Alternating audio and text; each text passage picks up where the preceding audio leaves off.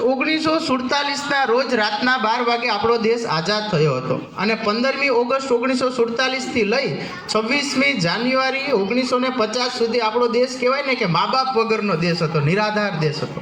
કઈ રીતે? કેમ કે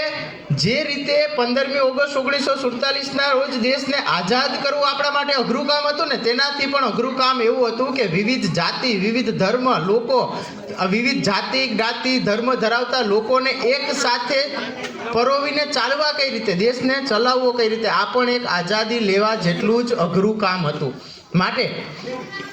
દેશના ઘડવૈયાઓ, બંધારણના ઘડવૈયાઓ ડૉક્ટર ભીમરાવ આંબેડકર એવા ઘણા સ્વાતંત્ર્ય સેનાનીઓએ ભેગા મળી અને નક્કી કર્યું કે આપણા દેશને ચલાવવા માટે એક સુચારુ કાયદો જોઈએ, સુવ્યવસ્થિત કાયદો, જે 26મી જાન્યુઆરી 1949ના રોજ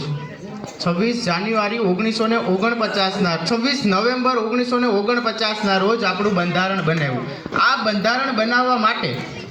દેશના વિવિધ પ્રાંતોમાંથી 299 સભ્યો, જેના અધ્યક્ષ હતા ડૉક્ટર રાજેન્દ્ર પ્રસાદ,